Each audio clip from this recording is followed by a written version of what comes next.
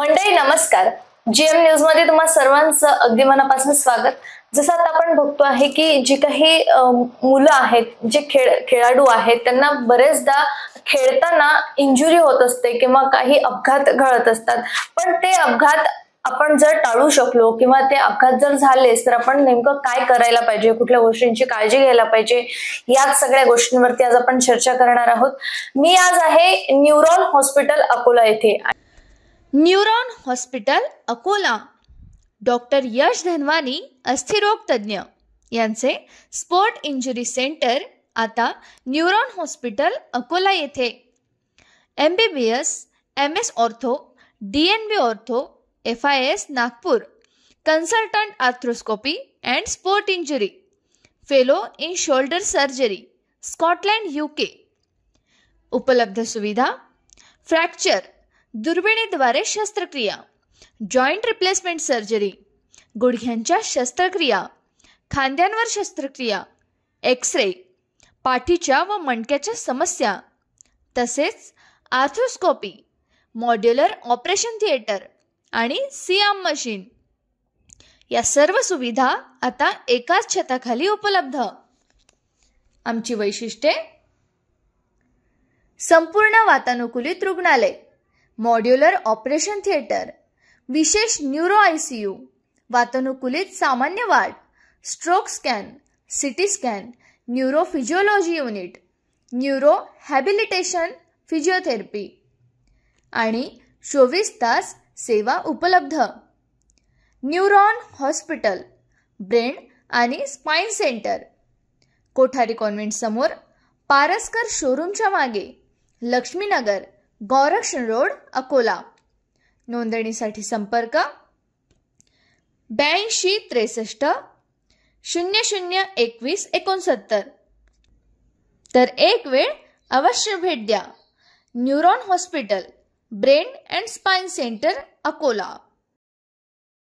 Orthopaedic म्हणजेच जे हाडांचे आजार दूर करण्याचे जे डॉक्टर आहेत ते आज आपल्यासोबत उपस्थित आहे. डॉक्टर यश धनवानी सर आज आपल्यासोबत उपस्थित आहेत. आपण त्यांच्याशी आज याच सगळ्या विषयांवरती चर्चा करणार आहोत. म्हणजे जर खेळाडूंना या सगळ्या गोष्टींचा सामना न करावा लागला पाहिजे आणि जर झालं तर आपण काय काळजी घ्यावी किंवा मग आणखीन पुढे फ्युचरमध्ये आपण कशा प्रकारे आपले जे होणारे परिणाम टाळू शकतो, या सगळ्या गोष्टींवरती आज आपण चर्चा करणार आहोत. सर्वात आधी डॉक्टर यश धनवानी सरांबद्दल मी तुम्हाला सांगू इच्छिते की MBBS MS ऑर्थो मधनं त्यांचं झालेलं आहे, DNB ऑर्थो मधनं त्यांचं झालेलं आहे, त्याच्यानंतर FIS नागपूर आणि त्याचबरोबर consultant arthroscopy and sport shoulder आणि नी सर्जन मध्ये त्यांची स्पेशालिटी झालेली आहे. अधिक काही चर्चा आपण डॉक्टर यश धनवानी सरांशी करणार आहोत. सर, खूप खूप स्वागत आहे तुमचं आमच्या या GM न्यूज मध्ये. थँक्यू. जसं आता बरेच दिवस झाले आहेत आपल्याला न्यूरॉन हॉस्पिटल आपण सेवा देत आहात आणि 3 वर्ष जवळपास झालेले आहेत आपल्याला अकोलेकरांच्या सेवेमध्ये, अकोलावासियांच्या सेवेमध्ये. मला सांगाल की न्यूरॉन हॉस्पिटलमध्ये एकंदरीत सुरुवात कशी केलेली होती? आपण एक ऑर्थोपेडिक तज्ञ म्हणून आपण कशा प्रकारे न्यूरॉन हॉस्पिटलमध्ये सेवा देत आहे?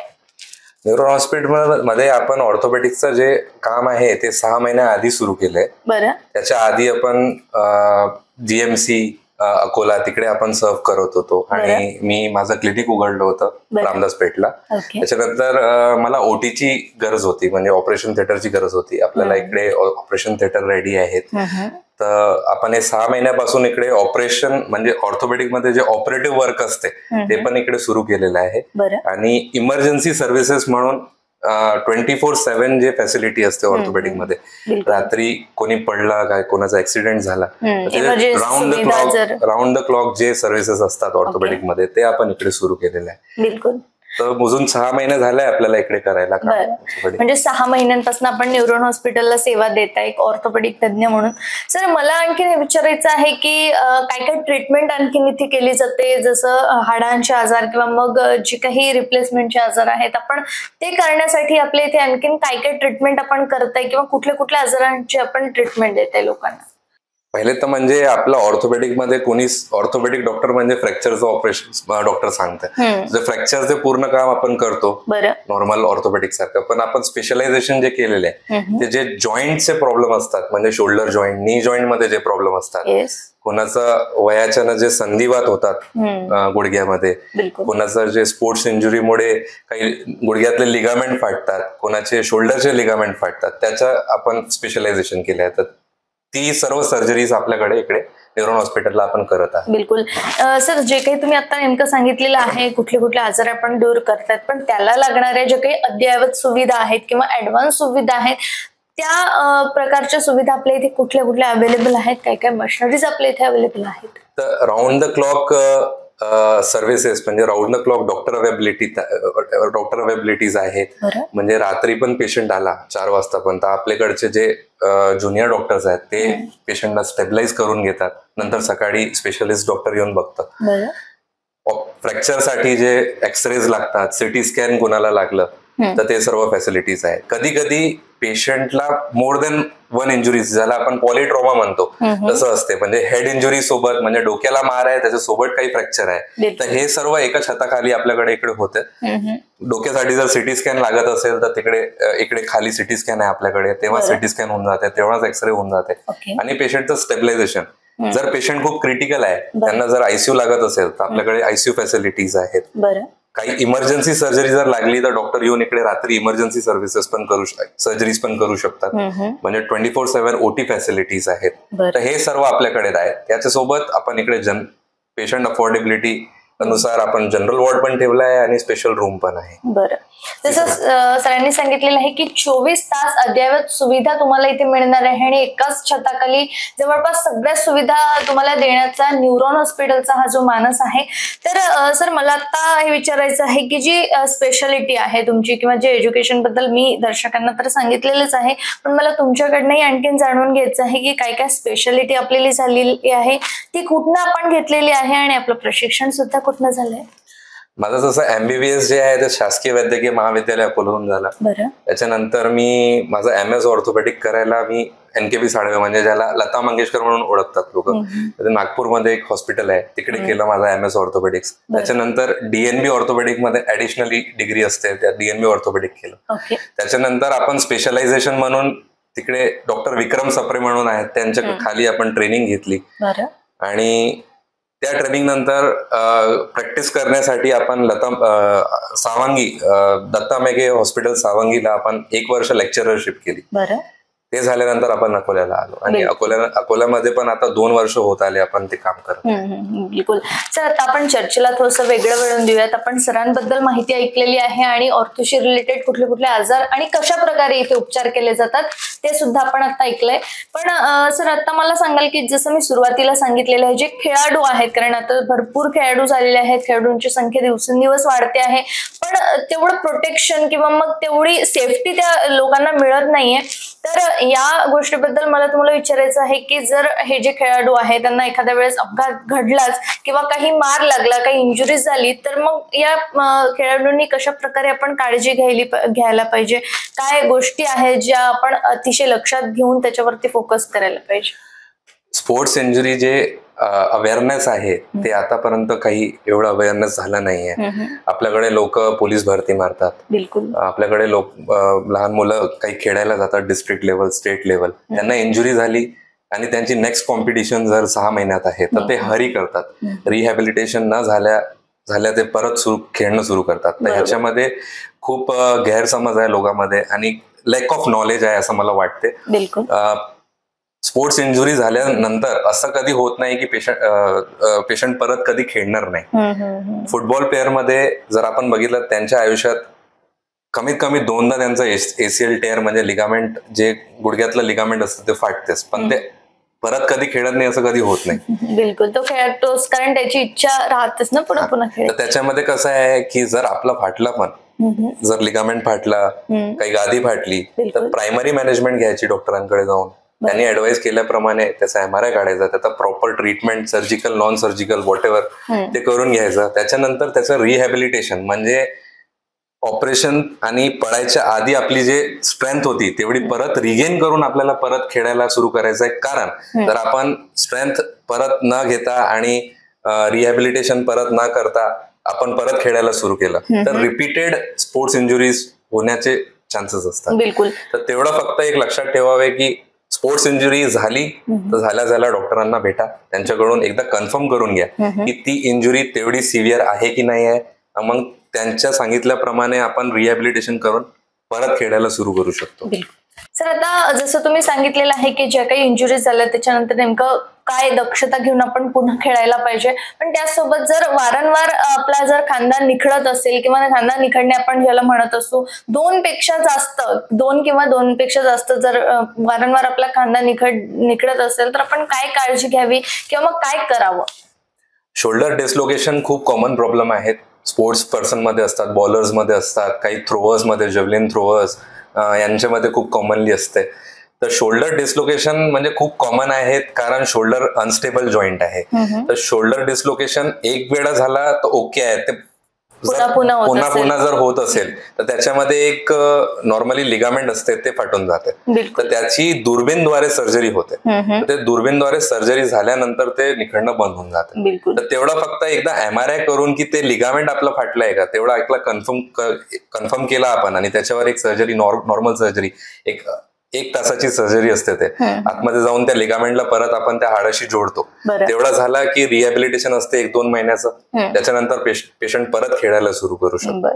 सर, यानंतर मला एक प्रामुख्याने प्रश्न विचारायचा, तो म्हणजे रोटेटर कफ टेअर मध्ये नेमकं काय होत असतं, ही प्रणाली नेमकं काय आहे किंवा हे सगळं काय आहे? आपल्या शोल्डरला वरती नेणारे काही 4 मसल्स असतात, शोल्डर जॉईंटच्या अराउंड. ते मिळून एक पडदा बनवतात आणि ते हाडाला पडदा बनवून चिपकतात. जर ते इंजुरी झाल्यामुळे नाहीतर डायबिटीज, थायरॉइड मध्ये वीक होऊन ते जर हाडातून उखडले तर त्याला रोटेटर कफ टेअर म्हणतात. त्याची पण सर्जरी दुर्बीनद्वारे होते. त्याला परत आपण जिथून उखडलाय तिथं परत रिअटॅच करतो. तेवढंच ते सर्जरी. एकदा ते सर्जरी झाली तर ते हाताला वरती नेणारी जी मांसपेशी आहे ती परत हाडाला चिटकते आणि हाताला परत आपण वरती नेऊ शकतो. बिलकुल. तर तेच रोटेटर कफ टेअर. बरोबर. सर, आता जे काही स्पोर्ट पर्सन बद्दल आपण बोलत होतो किंवा या खेळाडूंबद्दल आपण जी चर्चा करत होतो, तर या सगळ्या खेळाडूंना त्या गोष्टींचा सामनाच करावा लागू नाही पाहिजे किंवा मग त्या सगळ्या गोष्टी फेसच नाही कराव्या लागल्या पाहिजे, यासाठी त्यांनी प्रथमच आपली काय काळजी घ्यावी किंवा मग काय गोष्टी आपण ज्या लक्षात घ्याव्या त्या लक्षात घेऊन आपण खेळ खेळले पाहिजेत, काय सांगा? मला असं वाटतंय की कोणत्या स्पोर्ट्स प्लेअरनी आणि कोणत्याच ज्यांना जिम करायचा शौक त्यांनी इगो प्लेइंग करायची नाही. म्हणजे आपली क्षमता किती आहे त्याच्यानुसार आपण पुश करायचं, ओव्हर पुश कधीच करायचं नाही. आणि खेळायच्या आधी वॉर्मअप एक्सरसाइजेस, आपली ट्रेनिंग तेवढी झालेली आहे का, आपण कॉम्पिटिशन स्ट्रेस सर्वांना असते. नॉर्मली एक एक्झाम लिहिणाऱ्याला पण असते आणि एक स्पोर्ट्स खेळणारा पण कॉम्पिटिशन स्ट्रेस असते. त्या कॉम्पिटिशन स्ट्रेसमध्ये नॉर्मली पेशंट नाही तर लोक खूप ओव्हर पुश करतात. तर तेवढं फक्त ओव्हर पुश करायचं नाही. आपल्याला आपलं किती पोटेन्शियल आहे तेवढं माहित राहायला पाहिजे आणि आपण 100% द्यायचं, 110%, 120% द्यायची प्रयत्न करायची नाही. तेवढं फक्त माझं सांगणं. बिलकुल. तर सरांनी जे सांगितलेलं आहे की आपण ओव्हर कॉन्फिडन्स मध्ये पण नाही जायला पाहिजे, जेणेकरून आपल्याला येणारे परिणाम किंवा येणारे अपघात जे आहे ते आपल्यावरती बळकट होऊन जातील. सर, याबरोबर आणखीन एक प्रश्न विचारायचा, तो म्हणजे ट्रॉमा केअर युनिट मध्ये नेमकं आपल्या इथे काय होत असतं? ट्रॉमा केअर युनिट मध्ये नेमकं काय? ट्रॉमा केअर युनिट म्हणजे आता नॉर्मली पेशंटला पडल्यानंतर नाही तर ऍक्सिडेंट झाल्यानंतर कधी एक इंजुरी होत नसते, मल्टिपल इंजुरीज असतात. बरोबर. तर मग पेशंटचं असं होत असते की आपण ऑर्थोपेडिक कडे गेलो तर त्यांना मग तिकडे जाऊन कळलं की त्यांना डोक्याला पण मार आहे, डोक्यासाठी दुसऱ्या डॉक्टरांकडे जायला सांगतात ऑर्थोपेडिक वाले डॉक्टर. मग न्यूरोलॉजिस्ट कडे गेलं तर त्यांना समजते की त्याला नाकाला पण मार आहे, फेशियल इंजुरीज आहे, तर फेशियल इंजुरीजचे डॉक्टर वेगळे. तर ट्रॉमा केअर युनिट म्हणजे असते की काही पण सिरियस इंजुरी राहिली, पोटाला इंजुरी, चेस्टला इंजुरी, तर त्यांच्यामध्ये जे जॉईंट ऍक्शन म्हणून मल्टिपल स्पेशालिस्ट डॉक्टर जे एका सोबत काम करतात. म्हणजे पोटाला इंजुरी आहे, चेस्टला इंजुरी आहे तर त्याचं सर्जन केअर घेणार, स्पेशल. हेड इंजुरी आहे तर न्यूरोलॉजिस्ट न्यूरोसर्जन केअर घेणार, ऑर्थोपेडिक वाले अप्पर लिम लोअर लिम ट्रॉमा बघून घेणार, फेशियल इंजुरीसाठी ते पण डॉक्टर. एकाच छताखाली जे सर्व आपल्याकडे फॅसिलिटी त्याला ट्रॉमा केअर युनिट म्हणतात. अच्छा, म्हणजे सगळे चेकअप आपल्या इथे मग एकाच छताखाली होत असतात, त्याला ट्रॉमा केअर युनिट असं म्हणतात, असं सरांनी सांगितलंय. सर, यानंतर मला हे विचारायचं आहे की जे आपण नी रिप्लेसमेंट बद्दल मला थोडंसं बोलायचं होतं की जे काही वयस्कर महिला आहेत किंवा वयस्कर पुरुष आहेत, अशा किंवा 40 नंतर या लोकांनाच गुडघेदुखी किंवा मग नी रिप्लेसमेंट आपण करून घ्यावं का, काय सांगाल तुम्ही? नी रिप्लेसमेंट खूप आता फेमस झालंय, कॉमन आणि फेमस झालंय. लोकांचा गैरसमज आहे त्याच्याबद्दल की पेशंट नी रिप्लेसमेंट केल्यानंतर चालत नाही, असं काहीच नाहीये. नी रिप्लेसमेंट नेमका करा का लागते ते मी तुम्हाला पहिले समजवणार, नंतर मी तुम्हाला सांगतो की नी रिप्लेसमेंट कधी करायचं.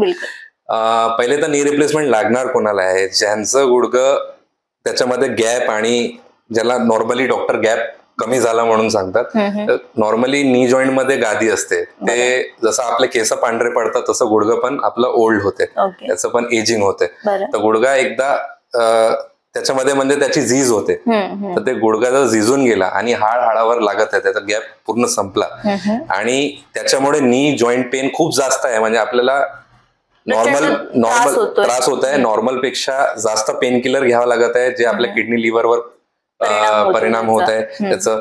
आणि पेशंटला गुडघा दुखीमुळे डेली ऍक्टिव्हिटी करायला त्रास होत आहे, म्हणजे टॉयलेट जायला त्रास होत आहे. त्यांचं जर मन असेल की मी गार्डन मध्ये फिरून यायचं मला, पण ते त्या त्रासामुळे जाऊ शकत नाहीये, तर याच्यामध्ये पेशंटला नी रिप्लेसमेंटची गरज आहे. म्हणजे knee replacement quality of life improve करते. म्हणजे ते दुखणं कमी झालं तर त्या पेशंटचा दुसऱ्या गोष्टीमध्ये मन लागणार आहे, नाही झालं तर मग काही लागणार नाही. तर तसं नी रिप्लेसमेंट तेव्हा करायला लागते. बरं सर, पण बरेचदा असं गैरसमज बद्दल तुम्ही सुद्धा बोललेला आहात. मलाही एक प्रश्न विचारायचा आहे की जर नी रिप्लेसमेंट केलेस तर आपला जो गुडघा आहे तो वाकू शकत नाही किंवा मग पुन्हा आपण त्या कामामध्ये सक्रिय होत नाही, असे पण गैरसमज आहेत. तर कशा प्रकारे तुम्ही दूर कराल? एक तर देवानी बनवलेल्या गुडघ्यासारखा माणूस कधीच बनवू शकत नाही. ते आर्टिफिशियल जॉईंट आहे. आर्टिफिशियल जॉईंटची एक लाईफ असते, 15 वर्ष 20 वर्ष. आता आपण गाडी घेतली, पण गाडी घेतल्यानंतर आपल्याला गाडी कशी चालवायची आणि त्याला किती वर्ष चालवायचं त्याच्यावर आहे.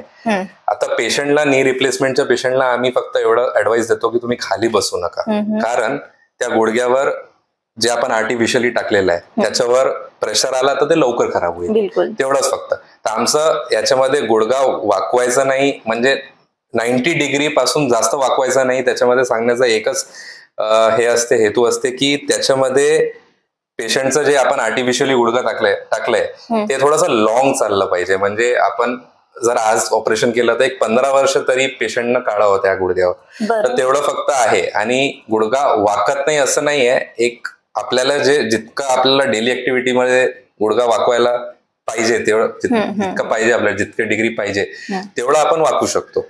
आणि ऑपरेशन म्हणजे एक 50-60% काम ऑपरेशन म्हणजे असते.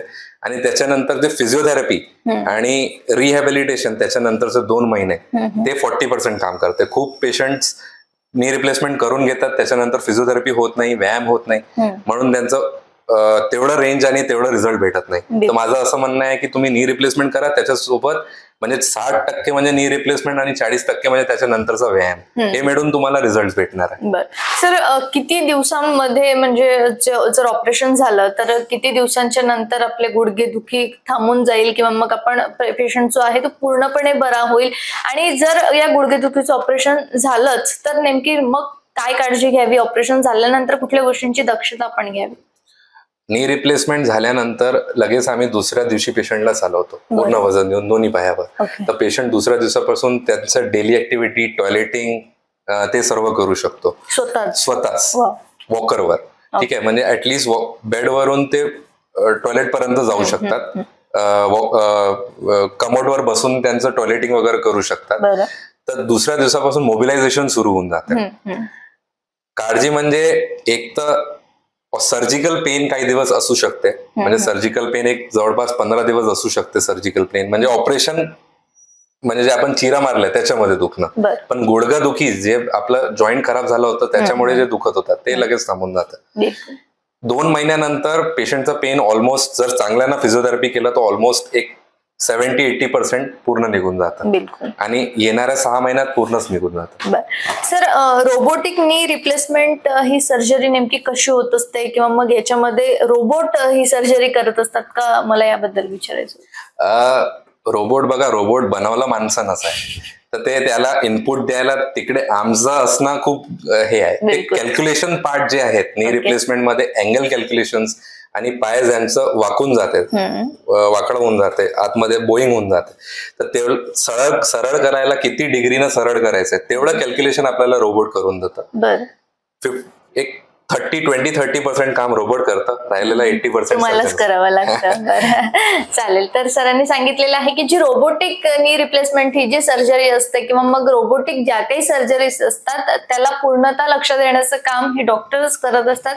सर, याबद्दल आणखीन मला तुम्हाला बरेचसे काही प्रश्न विचारायचे होते, पण वेळेअभावी ते काही शक्य नाही. तर याबद्दल आणखीन जे काही स्पोर्ट पर्सन बद्दल तुम्ही सांगितलेलं आहे, किंवा मग गुडघेदुखी, खांदेदुखी, आणि त्याचबरोबर जे हिप रिप्लेसमेंट मध्ये आपण थोडंसं बोलायचं राहून गेलेलं होतं, तर हिप रिप्लेसमेंट म्हणजे नेमकं काय, आपण हे कधी करावं, किंवा कधी, किती त्रास झाल्यानंतर, किंवा कुठल्या स्टेजमध्ये आपण हे रिप्लेसमेंट करावी, काय सांगाल. जसं रिप्लेसमेंट म्हणजे काय, पहिले ते सांगतो. रिप्लेसमेंट म्हणजे आपलं जॉईंट खराब झालंय, त्याला नवीन बनवायचंय. ठीक आहे. म्हणजे जसं रोड खराब होते तर ते नवीन डांबरीकरण करायला लागते, तसंच ते आहे. त्या जॉईंट मध्ये रोड जे आहे, ज्याच्यावर आपण जॉईंटचं मुवमेंट होत आहे, त्याच्यामध्ये गड्डे पडले, नवीन बनवा लागते, नवीन टाका लागते, त्याला हिप रिप्लेसमेंट म्हणतात, नाही तर नी रिप्लेसमेंट. रिप्लेसमेंट म्हणजे तसं. आणि हिप रिप्लेसमेंट म्हणजे ते हिप जॉईंट जे आहे ते बॉल आणि सॉकेट जॉईंट आहे. त्याचा बॉल, खूप लोकांचा बॉल खराब होऊन जाते. नॉर्मल लँग्वेज मध्ये ते असं सांगतात की बॉल खराब झाला, बॉल बदलायला सांगितलंय, ते म्हणजे हिप रिप्लेसमेंट. आता करायचं कधी, त्याच्यामध्ये स्टेजेस असतात.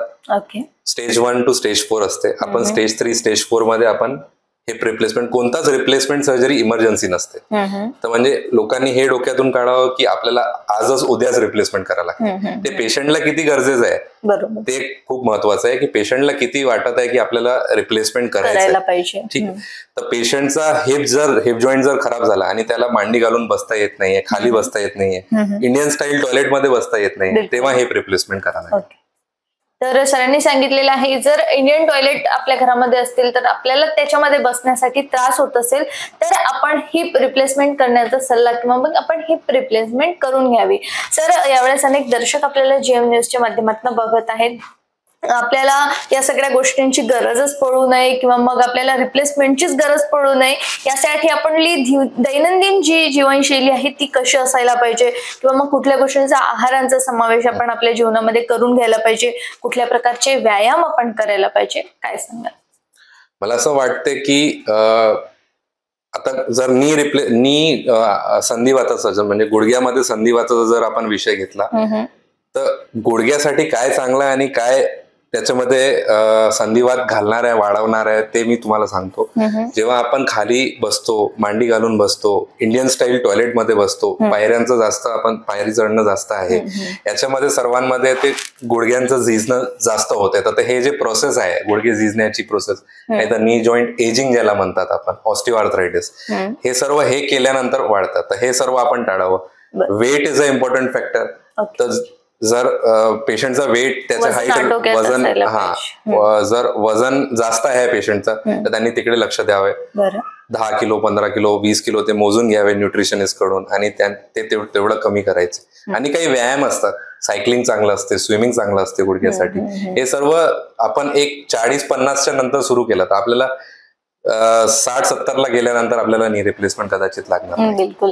तर ज्या काही गोष्टी सरांनी सांगितलेल्या आहेत त्या गोष्टींची छोटी छोटी प्रमाणात का होईना आपण ती काळजी घेतली, किंवा मग त्या गोष्टींचा जर आपण अवलंब केला आपल्या जीवनामध्ये, तर नक्कीच आपल्याला फायदा होईल आणि येणारे परिणाम आपल्याला टाळू शकतील. सर, यावेळेस अनेक दर्शक आपल्याला GM न्यूजच्या माध्यमातून बघत आहेत. काय संदेश द्याल तुम्ही एक ऑर्थोपेडिक तज्ञ म्हणून, काय मेसेज असेल या अकोलेकरांना, अकोलेवासियांना. एक तर आपली ऍक्टिव्हिटी लेवल हाय ठेवायची. ऍक्टिव्हिटी लेवल म्हणजे काम, घरचे काम, म्हणजे लेडीज मला येऊन सांगतात की आम्ही घरचे काम करत आहेत, आम्हाला एक्सरसाइज तिकडेच होऊन जात. ते खूप वेगळं काम आहे. घरचे काम तर करायचेच आहे, पण आपल्याला सकाळी उठून थोडंसं वॉकिंग करून घेतलं, आपली ऍक्टिव्हिटी फिजिओलॉजिकल हेल्थ चांगलं ठेवलं, तर ते सर्व आपल्याला कदाचित आपल्या म्हातारपणात कामात येतात. तर तुम्ही very early in the life आपल्याला सुरू करायला पाहिजे सर्व एक्सरसाइज. एकदा सेटल झालो, 30-35 वाले लोक कामं करत आहेत, स्वतःला सेटल करायची प्रयत्न करत आहे, एकदा ते सेटल झाले तर आपलं थोडंसं फिजिओथेरपी आणि एक्सरसाइजेस कडे आपण लक्ष द्यावं, तर ते तुम्हाला कदाचित ओल्ड एजचे ऑर्थोपेडिक प्रॉब्लेम कधी होणार नाही. बिलकुल सर. आता ऑर्थोपेडिक तज्ञ म्हणून तुम्ही इथे सेवा देतच आहात, यापुढे काही प्लॅनिंग्स आहेत, काही स्वप्न आहेत, आणखीन काही नवीन करायचंय? मी जेव्हा नागपूरला शिकत होतो तर माझं असं मन झालं होतं की नागपूरलाच आपण प्रॅक्टिस सुरू करायची, पण मग मला असं वाटलं की अकोल्याला येऊन आपण अकोलाकरांना कारण ही दुर्बीणची शस्त्रक्रिया आणि हे सर्व रिसेंट आहेत, ही खूप जास्त होत नव्हती. 2-3 लोक अकोल्यामध्ये, एखाद्या हॉस्पिटलमध्ये 2-3 लोक, आणि ती खूप महाग रेट्स मध्ये आणि पेशंटला खूप अफोर्डेबल प्राइस मध्ये भेटत नव्हती. आपण मग ठरवलं की आपण अकोल्याला येऊन ते सर्व फॅसिलिटी अकोलाकरांना देऊ. म्हणजे नॉर्मली पहिले कसं होत होतं, जर त्यांना लिगामेंटचा काही प्रॉब्लेम राहिला तर नागपूरवरून सर्जन येत होता, नागपूरवरून सर्जन आला तर ते कॉस्ट वाढते, नाही तर पेशंट नागपूरला चालतं. बिलकुल सारखंच पडतं. म्हणजे त्याचे कॉस्टिंग मध्ये खूप प्रॉब्लेम होत होता. तर आपण अकोल्याला, माझं म्हणजे हे आहे समोर फ्युचरमध्ये की आपण अकोलाकरांना जेवढं झालं तेवढं ऑर्थोपेडिक सेवा द्यावी, अफोर्डेबल प्राइसेस मध्ये द्यावी, कमी खर्चामध्ये द्यावी, तेवढंच फक्त. तर सरांनी सांगितलेलं आहे की गरीबातला गरीब रुग्ण का होईना त्याला सुद्धा ट्रीटमेंट घेता यावी किंवा त्यालाही त्याचा त्रास कमी व्हावा असं वाटत असेल तर नक्कीच न्यूरॉन हॉस्पिटलशी त्यांनी संपर्क साधायला पाहिजे. आणि यापुढे सरांनी जे काही प्लॅनिंग सांगितलेलं आहे की कमी खर्चामध्ये चांगल्यात चांगली सुविधा तुम्हाला कशी मिळेल, या प्रकारचा मानस हा न्यूरॉन हॉस्पिटलचा तर आहेच, शिवाय डॉक्टर यश धनवानी सरांचा सुद्धा आहे. सर खूप खूप धन्यवाद दिलेल्या सगळ्या सविस्तर माहितीसाठी, आणि आमच्या या GM न्यूजला तुम्ही तुमचा अमूल्य वेळ, अमूल्य मार्गदर्शन केल्याबद्दल तुमचे खूप खूप आभार. Thank you so much. तर हे होते माझ्यासोबत डॉक्टर यश धनवानी सर. आपण बघितलेलं आहे की जर ऑर्थोशी रिलेटेड किंवा मग आपण जे बघितलेलं आहे शोल्डर, नी आणि हिप जॉईंट रिप्लेसमेंट जर आपल्याला करावंच लागलं तर आपण न्यूरॉन हॉस्पिटलशी संपर्क साधावा, आणि जेणेकरून जर आपल्याला कमी खर्चामध्ये म्हणजे अफोर्डेबल प्राइस मध्ये जर आपल्याला सेवा घ्यायची असेल तर नक्कीच तुम्ही या दिलेल्या ऍड्रेसवरती संपर्क साधू शकता. बाजूला मी नंबर सुद्धा देते आहे, तरी नक्कीच तुम्ही एकदा न्यूरॉन हॉस्पिटलशी संपर्क साधावा. आणि तुम्हाला जर काही प्रश्न असतील तर तुम्ही कमेंट बॉक्समध्ये जाऊन टाईप करू शकता. तुर्तास मी नेहा तुम्हा सर्वांची रजा घेते. बघत रहा गजर महाराष्ट्राचा.